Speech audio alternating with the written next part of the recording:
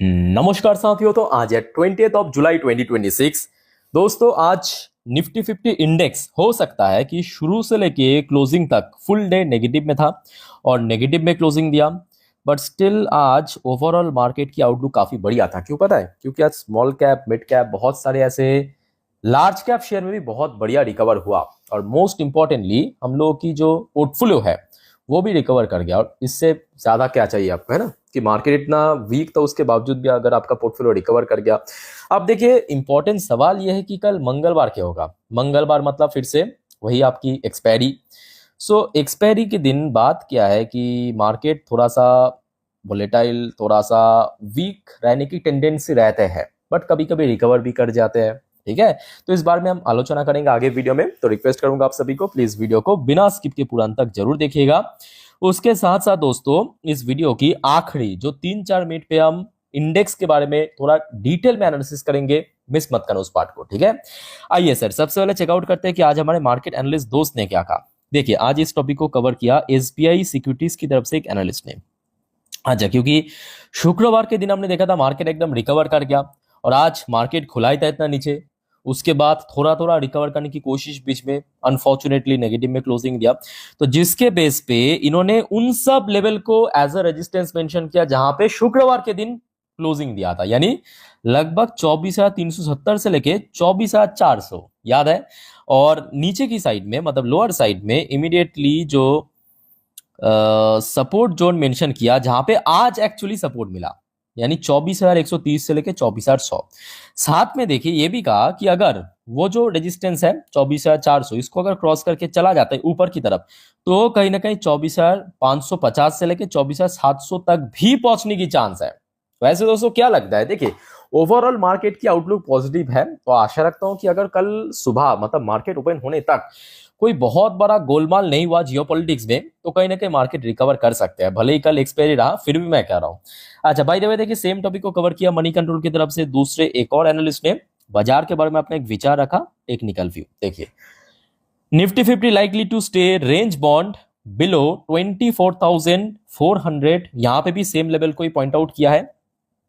और bank Nifty के लिए कहा कि बैंक निफ्टी की जो 20 दिन की ईएमए है, यानी एक्सपोनेंशियल मूविंग एवरेज, उसको होल्ड करना जरूरी है, signalling short term bullish trend remain intact. तो शॉर्ट टर्म में एक बुलिश दोस्तों मार्केट हो सकता है कुछ समय के लिए, ठीक है?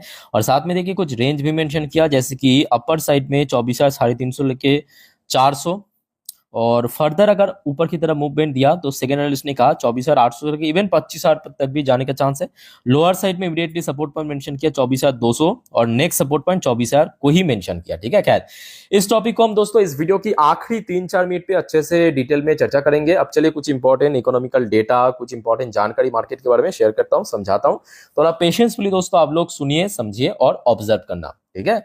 अच्छा, सबसे पहले आ जाइए इकरा की तरफ से एक एनालिसिस ने यहाँ पे एक रिपोर्ट आया है। मिड और small cap funds continue to attract investors despite elevated valuation. दोस्तों ये बहुत इंपॉर्टेंट पॉइंट है। अगर आपने नोटिस किया होगा, देखिए निफ्टी 50 की बात करें, निफ्टी बैंक्स की बात करें, ये सब आपके लीडिंग इंडेक्स है मार्केट की, ठीक है? और यहाँ पे आपको मोस्टली बड़े बैंक या बड़े कंपनी दिख जाएगा। सो अगर आप देखेंगे पिछले कुछ महीनों पे, खास करके वॉर जब से चल रहा है, निफ्टी 50, बैंक निफ्टी कहीं ना कहीं अपने लाइफ टाइम से काफी नीचे है। बल्कि दोस्तों अगर आप देखेंगे दूसरी तरफ, जब आप मिड कैप या स्मॉल कैप की इंडेक्सेस को, वो रिसेंटली मतलब लास्ट वीक में अपने लाइफ टाइम हाई हिट किया। तो ये कहीं ना कहीं मैं कहूंगा कि फॉरेन इन्वेस्टर्स के लिए एक बहुत बड़ी कह सकते हो कि अट्रैक्शन की, क्योंकि लगातार रिकवर कर रहा है। मतलब ऐसा नहीं, क्योंकि मिड कैप और स्मॉल कैप की अर्निंग्स भी काफी बढ़िया हो रहा है और क्वार्टर 1 की अर्निंग्स दोस्तों एक बहुत बड़ी फैक्टर्स है, ठीक है? अच्छा, नेक्स्ट देखिए, एक और एनालिस्ट ने क्या कहा कि निफ्टी रेडी फॉर 24,500 से लेके 24,750 लेवल आफ्टर ब्रेकआउट रैली। तो अगर निफ्टी 50 में एक बार ब्रेकआउट हो गया तो निफ्टी 50 पूरा तैयार है 24,500 से लेके 24,750 तक, इस लेवल तक पहुंचने के लिए। लेट्स सी, आशा रखता हूं कि इनकी बात सच हो जाए। अच्छा, वैसे दोस्तों आज भारत की एक बहुत इंपॉर्टेंट इकोनॉमिकल डेटा आउट हुआ और बहुत ही बढ़िया रहा डेटा। आज भारत की कोर सेक्टर की आउटपुट की डेटा आउट हुआ, जो मई मतलब लास्ट मंथ के हिसाब से बहुत अच्छा परफॉर्म हुआ है। 5% की इस बार हमें ग्रोथ देखने को मिला, जबकि मई पे था, मैं आपको थोड़ा बॉक्स करके दिखाता हूँ, ये देखिए मई पे ये डेटा आया था 3.2%, और इस बार देखिए ईयर ऑन ईयर बेसिस पे 5% की ग्रोथ रखा, तो मतलब मंथ ऑन मंथ बेसिस पर भी ये डेटा काफी बढ़िया रहा। तो ये काफी अच्छी बात है कि जून पे जो कोर सेक्टर मतलब बेसिकली जो इंफ्रास्ट्रक्चर, सीमेंट सेक्टर, इसको ही बेसिकली कोर सेक्टर कहा जाता है, ठीक है, मैन्युफैक्चरिंग सेक्टर जो कोर होता है कोई भी देश की, ठीक है, यहाँ पे बहुत अच्छा ग्रोथ देखने को मिला। अच्छा दोस्तों, अब देखिए हम जैसे रिटेल इन्वेस्टर्स के लिए सबसे बड़ी जो चिंता का विषय क्या है बताइए। 2024 की चुनाव के बाद जब हमने देखा बजट पेश किया गया था हमारे वित्त मंत्री ने, तो हमने देखा था कि long term capital gain tax और short term capital gain tax में रेट काफी बढ़ा दिया था, मतलब टैक्स रेट बढ़ा दिया था, ठीक है। उसके बाद मार्केट उस हिसाब से रिएक्ट किया था, अलग से बताने की जरूरत नहीं है। अब दोस्तों आपको पता होगा कि आज यानी 20 तारीख भारत की जो पार्लियामेंट पे मॉनसून सेशन शुरू हो चुका है, मॉनसून सेशन शुरू हो चुका आज से। तो इस टॉपिक को एक्चुअली पार्लियामेंट पे रेस किया गया था, क्योंकि ऑब्वियसली इन्वेस्टर्स की तरफ से काफी बार पूछा गया था कि बताइए कि जो long term capital gain tax equity market के लिए वो कब तक कम होगा। तो उस चीज को ही जवाब देते हुए भारत की जो फाइनेंस मिनिस्ट्री की तरफ से ये जवाब आया है कि told the parliament on Monday, आज की डेट में, that there is no proposal to scrap long-term capital tax on equities for domestic investors despite recently easing tax rules for some foreign portfolio investors in government debt। दोस्तों आपको पता होगा recently मतलब वही पिछले एक महीने के अंदर ही बहुत कुछ यहाँ पे रेट में चेंजेस हुआ है। कुछ गवर्नमेंट सिक्योरिटीज के ऊपर अगर कोई फॉरेन इंस्टीट्यूशनल इन्वेस्टर्स निवेश करते हैं लॉन्ग टर्म पर्पस, तो उसमें थोड़ा सा कटौती किया, बट यहाँ पे साफ सुथरा जवाब आ चुका है कि डोमेस्टिक इन्वेस्टर्स के लिए इक्विटीज में कोई भी लॉन्ग टर्म कैपिटल टैक्स की कट करने की कोई अभी तक प्रोविजन आया नहीं है, ठीक है। तो आई थिंक कि आपको क्लैरिटी मिल चुका है कि सरकार अभी फिलहाल मतलब नियर टर्म में तो long term capital gain tax में कोई कम नहीं करेगा, बट मेरे हिसाब से देखिए short term capital gain tax अलग बात है, but long term capital gain tax में थोड़ा सा कट कर देना चाहिए, बहुत ज्यादा नहीं। अगर 2.5%, अगर 2.5% भी कम हो गया मैं कहूंगा बहुत सही है। क्या कहते हो इस बारे में दोस्तों, आप लोगों का जो ओपिनियन है प्लीज कमेंट करके बताइए। अच्छा वैसे देखिए आज एक और इंपॉर्टेंट रिपोर्ट आया आपकी आरबीआई की तरफ से कि India rakes in $17.4 billion in FCNRB deposit under RBI swap window. चलो बहुत बढ़िया। अच्छा नेक्स्ट रिपोर्ट थोड़ा सा देख लीजिए इंडिविजुअल कंपनी की एंड ग्रुप्स के ऊपर। कुमार मंगलम बिरला जो बिरला ग्रुप की मालिक है उनकी तरफ से आया है खबर ग्रासिम इंडस्ट्री के ऊपर। Grasim invested 74,000 crore S capex in last 5 years. चलो बहुत बढ़िया। अच्छा नेक्स्ट देखिए Q1 अर्निंग के ऊपर एक और शानदार report. Q1 earning begin on a strong notes as bank fuel double digit growth. और ये दोस्तों सच है, क्योंकि देखिए शुरू में थोड़ा सा डाउटफुल था कि इस बार Q1 क्या होगा, इतना सब कुछ जियोपॉलिटिकल इश्यूज के बावजूद भी हमने देखा Q1 कंपनीज की हो बैंक्स की हो मोस्टली अर्निंग बहुत अच्छा हो रहा है, इवन डबल डिजिट में ग्रोथ रख रहा है हर एक बैंक एंड कंपनी, एक आध के अलावा, एक्सेप्शन तो है हमेशा हर जगह पे होता है, तो ये काफी बेस्ट पार्ट है, ठीक है।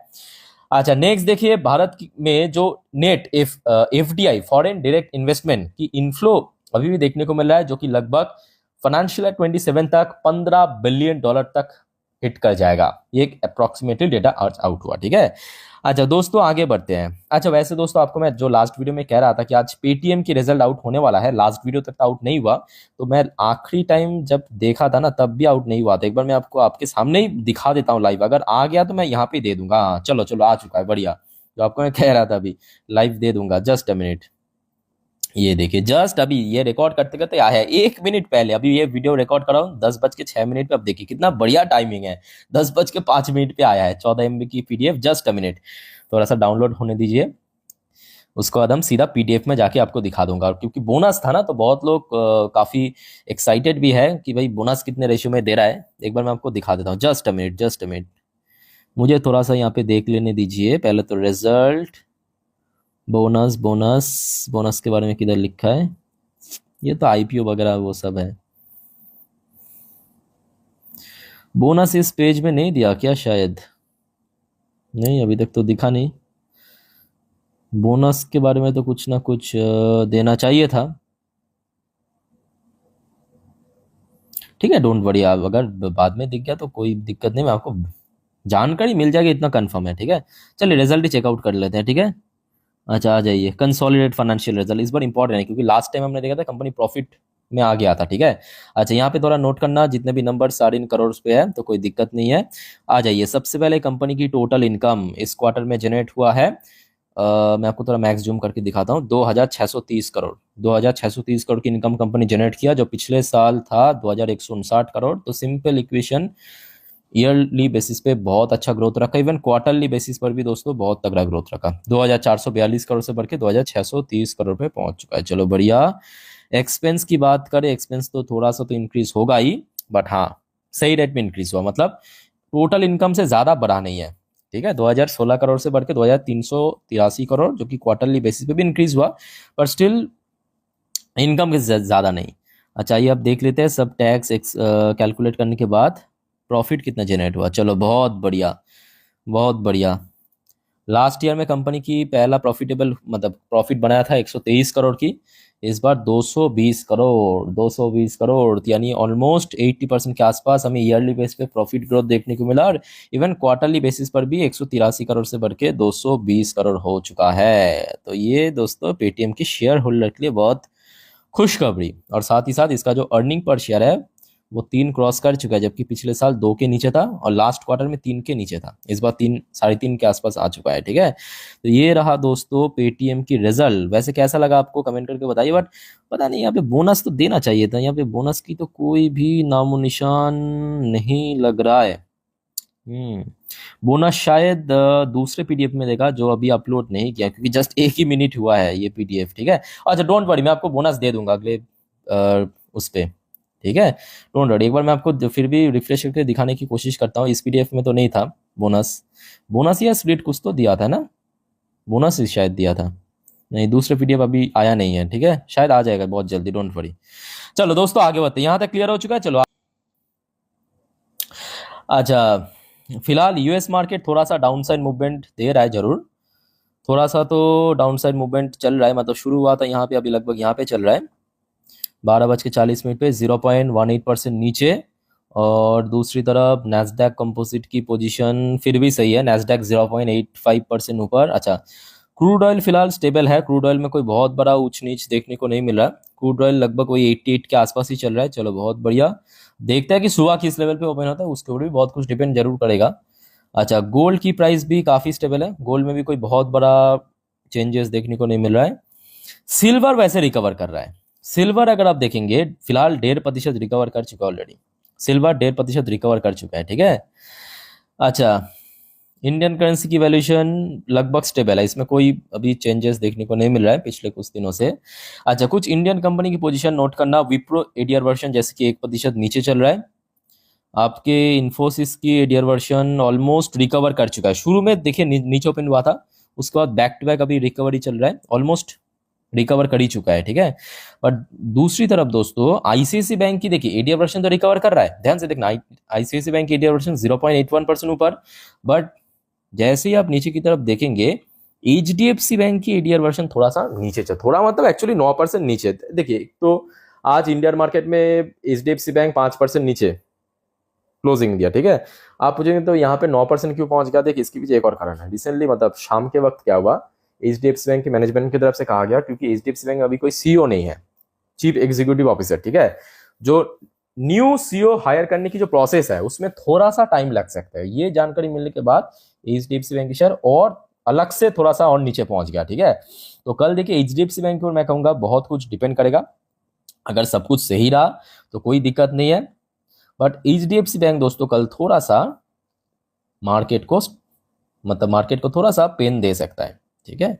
और फिलहाल उसी वजह से, क्योंकि मैं जब वो एचडीएफसी बैंक की तरफ से जो रिपोर्ट है वो आने के पहले सीईओ वाली निफ्टी आपकी गिफ्ट निफ्टी एटलीस्ट पॉजिटिव में था, और अभी आप देख सकते हो ये रियल टाइम डाटा मैं आपको दिखा रहा हूँ, रात 10:13 की ये रीडिंग है, 24,179 पॉइंट के आसपास चल रहा है, ठीक है। मतलब आज दोपहर को भारतीय बाजार जब बंद हुआ तो उस टाइम पे जो क्लोजिंग पोजीशन था गिफ्ट निफ्टी की, वहां से 95 पॉइंट फिलहाल नीचे, और इसके पीछे रीजन वही एचडीएफसी बैंक की है, क्योंकि उसका वेटेज सबसे ज्यादा है, मोर देन 11%, ठीक है। सो आज तो गिरा है, अगर कल भी एचडीएफसी बैंक गिर गया और बाकी सेक्टर वाइज अगर रिकवर नहीं कर पाया तो ऐसा स्थिति बन सकता है। अदरवाइज मैं कहूंगा ठीक है, उतना ज्यादा टेंशन करने की जरूरत नहीं है, देखते हैं सुबह क्या होता है, क्योंकि ये तो अभी की अपडेट है, कल सुबह होते होते चेंज भी हो सकता है। तो दोस्तों उसके लिए मैं काम करूंगा, मैं अपनी इंस्टाग्राम स्टोरी में कल सुबह गिफ्ट निफ्टी की फ्यूचर और ऑयल प्राइस दे दूंगा। सिर्फ आप चेक कर लेना मेरे इंस्टाग्राम स्टोरी, जिसका लिंक आपको इस वीडियो के ठीक नीचे डिस्क्रिप्शन बॉक्स में मिल जाएगा। तो क्या होगा कि देखिए सुबह सुबह आप लोग भी कंफर्म हो जाएंगे, आज भी आपको दे दिया था, कल भी दे दूंगा, डोंट वरी, हर रोज ही दे देता हूँ। अच्छा, वैसे आज एफएस ने बेचा है, एफएस ने बेचा जरूर है, वही लास्ट कुछ दिनों की तरह बहुत बड़े रकम नहीं, वो लगभग 1100 करोड़ के आसपास, 1121 करोड़ बेचा है। और डीआईएस आज खरीदा है लगभग कोई 1300 करोड़ के आसपास, 1312 करोड़। ठीक है, ये आज एफएसडीएस की डेटा था। बाकी TA35 की बात करें, आज इसराइल की टॉप इंडेक्स थोड़ा सा क्लोजिंग के समय थोड़ा सा डिक्लाइन होकर क्लोजिंग दिया। ठीक है, तो दोस्तों मार्केट से रिलेटेड जितने भी अपडेट मैं आपको दे चुका हूं, चलिए मार्केट एनालिसिस वाला पार्ट के ऊपर आपको लेके चलता हूं। हमने मैं ओपन कर लिया निफ्टी 50 की लास्ट 3 महीने की कैंडलस्टिक चार्ट पैटर्न। अच्छा दोस्तों, अब जो बात आपको बताने जा रहा हूँ ध्यान से मेरी बात को सुनिएगा जरूर। ठीक है, देखिए कल क्योंकि एक्सपायरी है निफ्टी 50 की, भले ही मंथली एक्सपायरी ना हो, वीकली एक्सपायरी है ना, फिर भी कल मैं कहूंगा बैंकिंग सेक्टर के ऊपर नजर रखना, बैंकिंग सेक्टर के ऊपर नजर जरूर रखना। और अलग से मैं कहूंगा ब्रैकेट में HDFC बैंक, बिकॉज अभी आप देख सकते हो HDFC बैंक की जो एडीआर वर्जन है लगभग 9.5% नीचे आ चुका है। और रीजन आपको बता चुका हूं कि सीईओ की जो न्यू सीईओ की जो अपॉइंटमेंट है वो थोड़ा सा डिले हो सकता है। जब बैंक की तरफ से ही ये खबर मिला है उसी के बाद एक्चुअली एडीआर वर्जन थोड़ा सा और नीचे पहुंच गया। अच्छा, इसके अलावा बैंक्स के अलावा कल देखिए ऑयल सेक्टर उतना ज्यादा आपको टेंशन नहीं देगा क्योंकि अभी ऑयल स्टेबल लग रहा है, बट मेटल सेक्टर की वो थोड़ा सा नजर रखना, मेटल। ठीक है, मेटल और आपके आईटी नहीं, कल ऑटो सेक्टर इंपॉर्टेंट है, ऑटो के ऊपर नजर रखना। ठीक है, तो ये तीनों सेक्टर कल के लिए इंपॉर्टेंट है। चलो बढ़िया, आगे बढ़ते हैं। यहाँ पे आप देख सकते हो ये एक दिन की चार्ट पैटर्न, मतलब यहाँ पे जितने भी कैंडल्स है सब एक एक दिन को रिप्रेजेंट कर रहे हैं। ठीक है, अच्छा जैसे कि आपको मैं कल ही कहा था कि यहाँ पे जो ब्लू कलर की लाइन है वही आपको आज की डेट में सपोर्ट देगा। आप देखिए आज ये ब्लू, अच्छा जिनको पता नहीं है जान लीजिए, ब्लू कलर के लाइन की मतलब है 20 दिन की EMA, नीचे रेड कलर की लाइन की मतलब है 50 दिन की EMA। बेसिकली कुछ इंडिकेटर्स है जिसको तुम्हें पता चलता है कि कहाँ पे रेजिस्टेंस सपोर्ट वगैरह थोड़ा बहुत अंदाजा मिल जाता है। ठीक है, जैसे कि आप देखिए लास्ट डे मतलब शुक्रवार के दिन ये लंबू सा कैंडल बिल्ड किया, यहाँ पे सपोर्ट मिला, आज ये कैंडल बिल्ड किया उसी लेवल पे सपोर्ट मिला। तो कल के लिए दोस्तों जो नीचे की तरफ सपोर्ट पॉइंट है वही लेवल है, ये वाली लेवल। ठीक है, इसका नंबर आपके सामने 24,100 के आसपास, सिंपल बात, एकदम चीज को सिंपली समझिए। सबसे पहला सपोर्ट जो है 24,100 समझ आ चुके क्यों, उसके ठीक नीचे साइकोलॉजिकल लेवल 24,000। ठीक है, तो ये दो क्या हो गया कल निफ्टी के लिए सपोर्ट जोन। अब बात करेंगे ऊपर की तरफ रेजिस्टेंस जोन कहाँ पे, ये भी इंपॉर्टेंट है, उसके लिए 4 घंटे की चार्ट पैटर्न दिखाऊंगा। 4 घंटे चार्ट पैटर्न आ चुके हैं। अच्छा, 4 घंटे की चार्ट पैटर्न पे अपर साइड में, क्योंकि देखिए आज निफ्टी 50 भले ही नेगेटिव में था बट 24,250 के ठीक बॉर्डर लाइन पे क्लोजिंग दिया। और लास्ट डे हमने देखा था यहां तक पहुंच गया था, मतलब शुक्रवार के दिन, याद आ रहा है। तो जिस वजह से निफ्टी 50 के लिए इमीडिएटली 24,350 ऊपर की तरफ, जहां पे लास्ट डे क्लोजिंग दिया था, और उसके बाद 24,500, ये दो हो गया आपका इमीडिएट रेजिस्टेंस। ठीक है, अच्छा अब आ जाइए दोस्तों बैंक निफ्टी पे। बैंक निफ्टी की रोल कल बहुत वाइटल है, क्योंकि आज तो बेसिकली बैंक्स की वजह से ही मार्केट नीचे था, अदरवाइज थोड़ी ओवरऑल आउटलुक तो पॉजिटिव में था। Mid cap, small cap, even बाकी लार्ज कैप भी ठीक ठाक ही था। ठीक है, एक आध के अलावा। अच्छा, सो बैंक्स के अंदर कल HDFC बैंक थोड़ा सा पेन दे सकता है बैंक निफ्टी को, अदरवाइज एक्सिस, कोटक, ICICI अगर चल गया तो ओवरऑल आउटलुक सही रहेगा। ठीक है, अच्छा तो बैंक निफ्टी के लिए कल इंपॉर्टेंट जोन है, सबसे पहले जोन मैं कहूंगा 58,000 को होल्ड करना। ये कोई रेजिस्टेंस या सपोर्ट की बात नहीं कर रहा हूं, इसको होल्ड करना जरूरी है। अगर होल्ड कर पाया तो लास्ट शुक्रवार जहां तक पहुंच गया था, यानी लगभग 58,000 की, सॉरी 58,500 के ऊपर, 58,500 के ऊपर, ये अगला रेजिस्टेंस बनेगा। और नीचे की तरफ क्योंकि देखिए बैंक्स है, ऊपर से कल एक्सपायरी है, तो हम थोड़ा सा ब्रॉड रेंज लेके चलेंगे, रफली 1000 पॉइंट नीचे यानी 57,000, ये वाली लेवल कल के लिए बनेगा एक स्ट्रॉन्ग सपोर्ट जोन। ठीक है, तो दोस्तों मैं आपको निफ्टी 50, बैंक निफ्टी एकदम जितना सिंप्लीफाई करके समझाने की कोशिश किया, फिर भी आपका कोई डाउट्स या कंफ्यूजन है कमेंट करके बताइए दोस्तों। और दोस्तों जो आपको मैं बार बार कहता हूं कि देखिए बाजार ऊपर से कल एक्सपायरी है, बाजार इतना रिस्की चल रहा है, वॉलेटाइल है, तो गलती से भी F&O ट्रेडिंग ये सब चक्कर में प्लीज मत पड़ना, एटलीस्ट इस साल मत पड़ना। ठीक है, बाकी आप वीडियो देखिए, सीखिए, जानिए। और मेंबर्स के लिए तो बहुत जल्दी आपको मैं जानकारी दे दूंगा कि पोर्टफोलियो रिव्यू की प्रोसीड्योर क्या है, और संडे के दिन आपके Q&A आ जाएगा। ठीक है, तो डोंट वरी और कमेंट करके पूछिए जरूर। डायरेक्टली आप मेंबर्स हो तो कमेंट पे रिप्लाई दे दूंगा। सो मिलते हैं नेक्स्ट वीडियो में। टेक केयर, बाय बाय, जय हिंद।